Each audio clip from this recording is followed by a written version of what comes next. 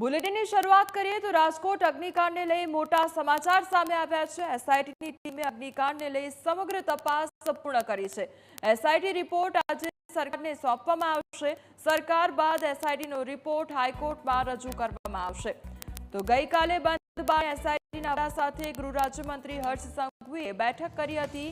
IPS Subhash ત્રિવેદીની અધ્યક્ષતામાં એસઆઈટીની રચના થઈ હતી અને એસઆઈટી સાથે બંધ બારણે બેઠક કરવામાં આવી હતી। હવે એસઆઈટી દ્વારા તમામ તપાસ પૂર્ણ કરવામાં આવી છે અને આજે રિપોર્ટ પણ રજૂ કરવામાં આવશે।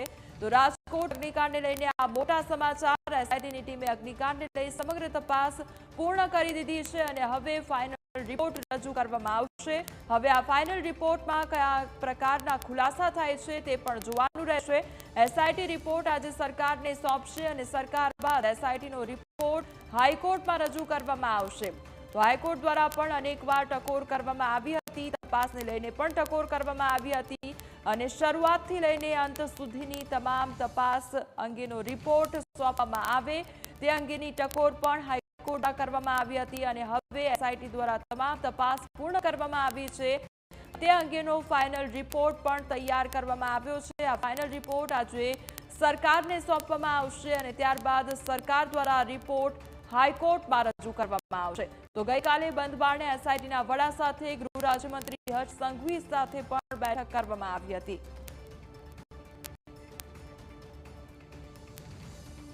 અમારી સાથે રાજકોટથી સંવાદદાતા ઋષિ જોડાઈ ગયા છે। ઋષિ, એસઆઈટી દ્વારા આજ સુધીની તમામ કામગીરી હતી તે પૂર્ણ કરવામાં આવી છે, તમામ તપાસ પૂર્ણ કરવામાં આવી છે અને એક ફાઇનલ રિપોર્ટ તૈયાર કરવામાં આવ્યો છે, તે અંગે શું અપડેટ ઋષિ?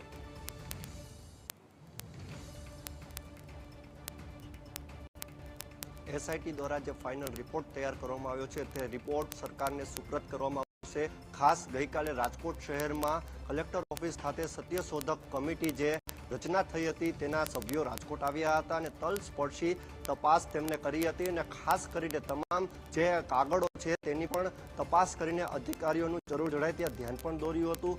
રાજકોટ શહેરમાં આ દુઃખદ ઘટના બની અને આ ઘટનામાં 27 લોકોએ પોતાનો કરુણ જીવ ગુમાવ્યો। વાત કરવામાં આવે સમગ્ર ઘટનાની તો હાલ અત્યારે જે રિપોર્ટ તૈયાર થયો તેનું 4 જુલાઈના રોજ હાઈકોર્ટમાં પણ આ રિપોર્ટ સબમિટ કરવામાં આવશે। અનેક નેતાઓમાં સંડોવણી બહાર આવે તેવી પણ શક્યતા અત્યાર સુધી જણાઈ રહી છે, કારણ કે આજ સુધી કોઈ પણ રાજકીય નેતા પર ફરિયાદ દાખલ થઈ નથી કે નથી તેમનું નિવેદન લેવામાં આવ્યું। સમગ્ર ઘટનામાં કુલ 12 આરોપીઓની ધરપકડ કરવામાં આવી છે અને સાથે 9 જેટલા અધિકારીઓને સસ્પેન્ડ પણ કરવામાં આવ્યા છે। હાલ અત્યારે જે ટીપીઓ મનસુખ સાગઠિયા છે તેમની મિલકત અપ્રમાણ મિલકત ઉપર પણ ગુનો દાખલ કરવામાં આવ્યો છે। પૂર્વ ટીપીઓ વિરુદ્ધ અત્યારે સરકાર સખ્ત બની છે। સરકારે સ્પષ્ટ કહ્યું હતું કે આ ઘટનામાં સંડોવાયેલા કોઈ પણ વ્યક્તિને છોડવામાં નહીં આવે। વાત કરીએ આ ઘટનામાં તો આ ઘટનામાં જે રીતે કાગળો તૈયાર કરવામાં આવ્યા છે, પોલીસ કહી રહી હતી કે કોઈ પણ વ્યક્તિ હશે અમે તલસ્પર્શી તપાસ કરીશું, તેમના નિવેદન નોંધવાનું અત્યારે શરૂ છે। ખાસ જે પૂર્વ ટીપીઓ છે મનસુખ સાગઠિયા સહિત 2 એટીપીઓ સહિત તમામ અધિકારીઓની જે ધરપકડ કરવામાં આવી છે તેમના પણ નિવેદનો નોંધવામાં આવે છે, પરંતુ તે નિવેદનમાં તેમને કોના કોના નામ લખાવ્યા તે સૌથી મોટો સવાલ અત્યારે થઈ રહ્યો હતો। પરંતુ આ રિપોર્ટ જે સરકારને સુપ્રત કરવામાં આવશે જ્યારે 4 જુલાઈના રોજ હાઈકોર્ટમાં રિપોર્ટ રજૂ કરવામાં આવશે ત્યારે તે રિપોર્ટમાં શું તૈયાર થયું છે, કોના વિરુદ્ધ વધુ કાર્યવાહી થઈ શકે છે તે સ્પષ્ટ બહાર આવશે। જી ઋષિ, આપ જોડાયેલા રહેજો અમારી સાથે। ગાંધીનગરથી સંવાદદાતા મલ્હાર જોડાઈ ગયા છે। મલ્હાર, જે પ્રમાણે હવે એસઆઈટી દ્વારા જે તપાસ છે તે પૂર્ણ કરવામાં આવી છે, ફાઇનલ રિપોર્ટ સરકારને સોંપવામાં આવશે। ગઈકાલે ગૃહ રાજ્યમંત્રી દ્વારા બેઠક પણ કરવામાં આવી હતી, તેને લઈને શું અપડેટ મળી રહ્યા છે?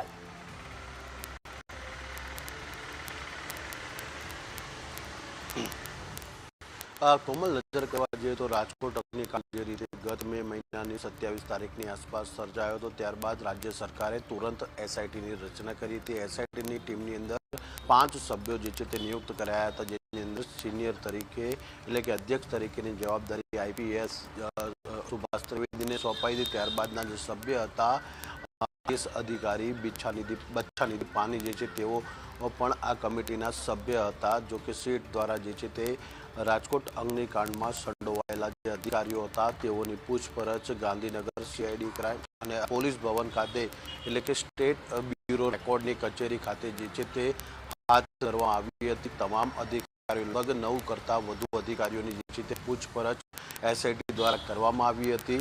મહત્વની વાત એ છે કોમલ કે જ્યારે સીટ દ્વારા અધિકારીઓની તપાસ થઈ હતી, પરંતુ અભ્યાસ બાકી હોવાના કારણે રાજ્ય સરકાર સમક્ષ તેઓ જૂન માસના પ્રથમ સપ્તાહમાં રિપોર્ટ જે છે તે રજૂ નહોતા કરી શક્યા, જેના કારણે તેઓએ રાજ્ય સરકાર પાસે સમય માંગ્યો હતો, કારણ કે અભ્યાસ હજુ બાકી હતો અને અભ્યાસ જે છે તે પૂર્ણ થયો છે, એટલે કે જે તે સમયે પણ રાજ્ય સરકારે 20 જૂન સુધીની મુદત જે છે તે એસઆઈટીને આપી હતી અને અભ્યાસ પણ પૂર્ણ થયો છે। તમામના જે નિવેદનો લેવાયા હતા, નિવેદનો ચકાસણી પણ કરી લેવામાં આવી છે। ઉપરાંત તેઓની જે સંપત્તિ હતી, એટલે કે બીજી બાજુ પણ એસીબી દ્વારા જે છે તે રેડ કરવામાં આવી હતી, અધિકારીઓ પાસેથી અપ્રમાણસર મિલકત જે મળી આવી હતી તેનો પણ ઉલ્લેખ ક્યાંક ને ક્યાંક રિપોર્ટની અંદર કરવામાં આવ્યો હતો। રિપોર્ટ જે છે તે તૈયાર થઈ ચૂક્યો છે, પરંતુ રિપોર્ટ આજે રાજ્ય સરકારને સોંપાય તે પહેલાં જ ગઈકાલે સીટના વડા સુભાષ ત્રિવેદી અને આઈએસ અધિકારી બચ્છાનિધિ પાની જે છે તે રાજ્યના ગૃહમંત્રી સાથે મુલાકાત કરી હતી અને મુલાકાત દરમિયાન જે રિપોર્ટ જમા કરાવવાનો છે રાજ્ય સરકારે તેને લઈને ચર્ચા કરવામાં આવી હતી। લગભગ 45 મિનિટ જેટલી જે છે તે આ બેઠક બંધ બારણે ચાલી હતી। ગૃહમંત્રી કેટલાક સૂચનો પણ કર્યા હતા, એટલે કે આજે સીટના વડા દ્વારા જે છે, એટલે કે સુભાષ ત્રિવેદી દ્વારા જે છે તે આજે રિપોર્ટ રાજ્ય સરકારના ગૃહ વિભાગના અધિક મુખ્ય સચિવને સોંપવામાં આવશે અને ત્યારબાદ આ રિપોર્ટ જે છે તે આવનારા દિવસોમાં ગુજરાત હાઈકોર્ટમાં જે રીતે સુનાવણી ચાલી રહી છે રાજકોટ અગ્નિકાંડ મામલે, ત્યારે એસઆઈટી દ્વારા જે તપાસ કરવામાં આવી છે, જે અધિકારીઓના નિવેદન લેવામાં આવે છે, શું પ્રકારની બેદરકારીઓ સામે આવી છે, તે તમામ રિપોર્ટ જે છે તે હાઈકોર્ટમાં આવનારા દિવસોની અંદર રજૂ કરવામાં આવશે। કોમલ, જી મલ્હાર, સમગ્ર માહિતી બદલ આપનો આભાર અને ઋષિ આપનો પણ આભાર।